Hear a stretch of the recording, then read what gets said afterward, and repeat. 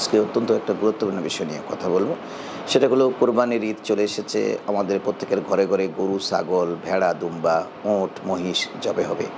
আমরা উৎসব পালন করব এবং ভুরিভোজ করব। গরুর গোস্ত, মাংস, কলিজা সব খাবো। পাশাপাশি কিন্তু গরুর ভিতরে একটা জিনিস আছে, খাইতে কিন্তু খুব মজাদার। এটা হলো ভুঁড়ি, নাড়ি বুড়ি। নাড়ি বুড়িও কিন্তু আমরা বাদ দিব না, কারণ খাইতে বললে কিন্তু আমরা সব কিছুই খাবো।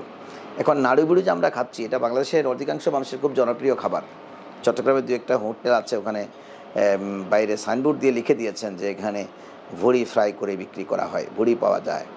এটা দিয়ে ওই একটা চট্টগ্রামে, আমি এখন নাম বলছি না, একটা জায়গা আছে, ওখানে একটা হোটেল আছে যে পরোটা বিক্রি করে, ওটা দিয়ে ফ্রাই করে মানুষ দূর দূরান্ত থেকে মোটরসাইকেল নিয়ে ওগুলা খাবার জন্য আসে। কারণ যেটার মধ্যে ক্ষতিকর দিক বেশি, মানুষ ওটা পছন্দ বেশি করে। যেমন যারা মদতি শরাবি, ওরা দেখবেন মদ বেশি খাবে, মদ খাইতে না বললেও পাগলের মতো হয়ে যাবে। যে সিগারেট খায়, এই সিগারেট না খেয়ে থাকতে পারে না, মানুষের কাছ থেকে পালিয়ে গিয়ে বাথরুমের ভিতর বসে সিগারেট খায়, এত মজা সেটাতে। আর আমরা সেটার ধোঁয়া সহ্য করতে পারি না। গাড়িতে উঠে কেউ সিগারেট টানলে আমরা তাকে সরি বলে ধোঁয়া বন্ধ করতে বলি, কারণ আমরা সহ্য করতে পারি না। এখন প্রশ্ন হচ্ছে যে এই নাড়ি বুড়ি খাওয়া যায় কিনা। আমাদের দেশে ওলামায়ে কেরামের মধ্যেও যথেষ্ট মতানৈক্য আছে।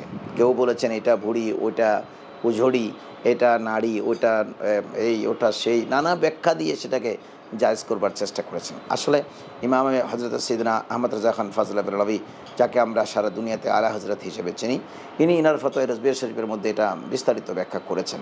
এই ব্যাখ্যা আমার কাছে বড়ই ভালো লেগেছে এবং মনভূত হয়েছে। আপনাদের সামনে সেই কথাটাই আমি পেশ করব, নতুন করে কিছু বলবো না, কারণ আমি মুফতি নই, ফতোয়া দেওয়ার আমি কেউ নই। আলা হজরত নিজেও নিজ থেকে কোনো কিছু বলেননি। কোরআন, হাদিস, ফিকা, ফতোয়ার আলোকে উনি বিষয়টাকে জাতির সামনে উপস্থাপন করেছেন। প্রথমত উনি একটা পশুর মধ্যে 22টা জিনিসকে চিহ্নিত করেছেন। 22টা জিনিসকে না খাওয়ার জন্য উনি বলেছেন, এবং 22টা জিনিসের মধ্যে সরাসরি হাদিস দ্বারা 60টি জিনিস সাবেত করেছেন। সরাসরি 60টা সাবেত করেছেন হাদিস দ্বারা।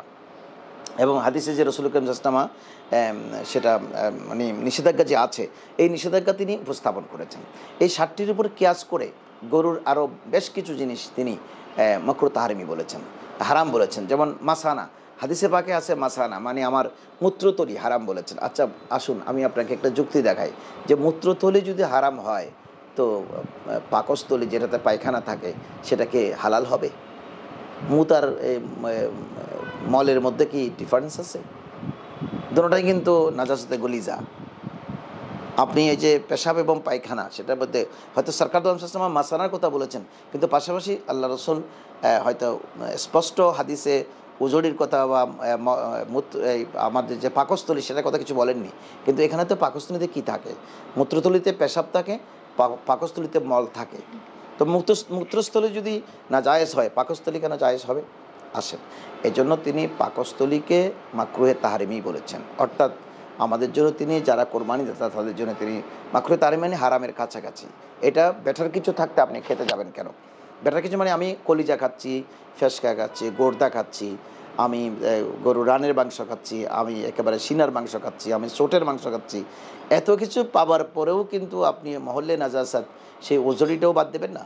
হ্যাঁ, সেটা মুফতিয়ান ইকরাম বলেছেন, যদি যিনি কোরবানি করেন না, একেবারে গরিব মানুষ, তাকে আপনি দিতে পারেন, সে হয়তো এটা খাইতে পারবে, যেহেতু তার ঘরে কিন্তু বিকল্প কোনো কিছু নেই, সে তো কোরবানি দেয়নি।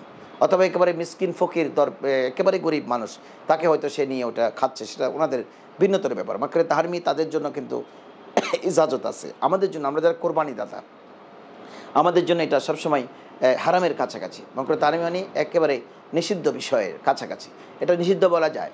অর্থাৎ মাকরুহ তানজিহি, মাকরুহ তাহরিমি, এটা নিষিদ্ধ বিষয়ের কাছাকাছি, এটা আপনি খেতে যাব কেন? আসেন, এখানে আলা হজরত এই উঝড়িকে মাকরুহ তাহরিমি ঘোষণা করতে গিয়ে কোরআনুল কারীমের একটা আয়াতে কারিমা কোট করেছেন। সেটা হতো সূরা আরাফের একটি আয়াতে কারিমা, 157 নম্বর আয়াতে কারিমা কোট করেছেন। ওয়াইউহারিমু আলাইহিমুল খাবায়েস, আল্লাহ বলেছেন তোমাদের উপরে আমি যত খাবায়েস আছে, যত নাপাকি বস্তু আছে, সব কিছু আমি তোমাদের জন্য হারাম করেছি। এখন এটা নাসে কাতি, আল্লাহ কিন্তু কোরআন দ্বারা আপনাকে হারাম করে দিয়েছেন। আল্লাহর কোরআনের সেই ভাষা একেবারে জামে মানে, এর মধ্যে কিন্তু ইনক্লুডিং যত খাবাসত আছে, যত খাবায়েস আছে, সব কিছু কিন্তু ইনক্লুড হয়ে গেছে। ওয়াইউহারিমু আলাইহিমুল খাবায়েস, সূরা আরাফের 157 নম্বর আয়াতে কারিমার সামান্য অংশ আমি কোট করেছি। আলা হযরত তিনি ফতোয়া রজবে শরীফে সেটা কোট করেছেন। উনি বলেছেন, তোমাদের জন্য যত খাবায়েস জিনিস আছে, যত নাপাকি জিনিস আছে, সব কিছু হারাম করা হয়েছে। আচ্ছা আসুন, এখন আপনি এই মহল্লে নাজাসাত, আপনি কি উজড়িটা কখনো দেখেছেন? উজড়ির ভিতরে উজড়ি যদি কোনো মানুষ সরাসরি দেখে, বিশেষ করে আমার মা বোনগুলো যদি দেখে, আমার মনে হয় জীবনও উজড়ি গালে নেবে না। কারণ উজড়ি যখন আপনি ফাটবেন, এটা যখন ফাটবেন, তখন এর ভিতর থেকে শুধু পোকা পোকা উতরাতে থাকবে, লাল লাল এক ধরনের পোকা উতরাতে থাকবে। আচ্ছা, এই পোকাযুক্ত খাবার যদি একটা বার্গারে যদি এরকম একটা পোকা থাকে, আপনি খাবেন না? বার্গারের দোকানদারের বিরুদ্ধে আপনি যুদ্ধ ঘোষণা করবেন, আপনি সাংবাদিকদের আইনা দেখাবেন, ওই দোকান তালাবদ্ধ করবেন। কিন্তু বার্গারে পোকা থাকলে আপনি খাবেন না। বার্গারটাও কিন্তু গোস্ত বা মুরগির মাংস অথবা গরুর মাংস দিয়ে তৈরি করা হয়েছে, এটা আপনি খাবেন না। ঠিক উজড়ি যেটা আপনি ফাড়লেন, এটার ভিতরে অনেকগুলো ওই মলমূত্র আছে, মল আছে। এই মলের ভিতরে শুধু পোকা। এই পোকাগুলোর আক্রোশে ওরা খেয়ে খেয়ে আমাদের হজমি শক্তি বাড়ায়, ওটা ওখান থেকে বেরোচ্ছে। আর উপরে যে কালা চামড়াটা, এটা দেখলে ভিতরে একটা কালা পলেপ আছে, এই পলেপটা দেখলে কিন্তু কেউ খাবে না। কিন্তু ব্যবসায়ীরা কী করে, চুল লাগিয়ে প্রথমত এই উজড়িটা ফাড়বে, ফাইডা ওখান থেকে মলগুলো বের করে দেবে, মলের থলে থেকে মল বের করবে, এরপরে পোকাগুলো গরম পানি দিয়ে বের করবে, বের করে এটার উপরে কালো পলেপটা ওরা টেনে তুলে ফেলে। তুলবার পরে এটা অনেকটা সাদা দেখায়, সাদা। তারপরে এটা মানুষের কাছে ওরা বিক্রি করে 1 কেজি 300 টাকা করে। এখন 300 টাকা 400 টাকা কেজি। মানুষ এটা কিনে নিয়ে যাচ্ছে, এটা তেলের মধ্যে ভালো করে ফ্রাই করে। এটা খুব মজাদার মুখরোচক খাবার। কিন্তু আপনি এই মুখরোচক খাবারটা এতদিন পর্যন্ত কোথায় ছিল, আপনি কি কখনো চিন্তা করেছেন? এজন্য আলা হযরত যে 22টি জিনিসকে নিষিদ্ধ করেছেন, এর মধ্যে আলা হযরত প্রতিটি বিষয়ের পিছনে যুক্তি দিয়েছেন। ফতোয়া রজবে শরীফ থেকে আমি যদি বিস্তারিত আলোচনা করতে যাই, 2-3 ঘন্টা সময় লাগবে, আপনাদের ধৈর্যচ্যুতি হবে। এই জন্য এই মাসালাটি আমি বিস্তারিত এতটুকুনি বলতে চাই যে তিনি এটাকে দলিলা দিল্লা দিয়ে এবং ওই মাসানার উপরে মূত্রতলির উপরে কিয়াস করে এটাকে মাকরুহ তাহরিমি বলেছেন। ইসলামে এরকম কিয়াস করে অনেক বিষয় হারাম ঘোষণা করা হয়েছে। কারণ ইসলামের আইনের মূল উৎস হলো 4টি: কোরআন, হাদিস, ইজমা, কিয়াস। 4টি কিয়াস করে কিন্তু আপনি অনেক বিষয় হারাম ঘোষণা করতে পারবেন। এটার উপর কিয়াস করে ওটা ইজমা, অথবা কোনো একটা বিষয়ের উপর ইজমায় উম্মত হয়ে গেল, সমকালীন সময়ের বরেণ্য উলামা ইকরাম একমত হয়ে গেল, ওটাও নিষিদ্ধ।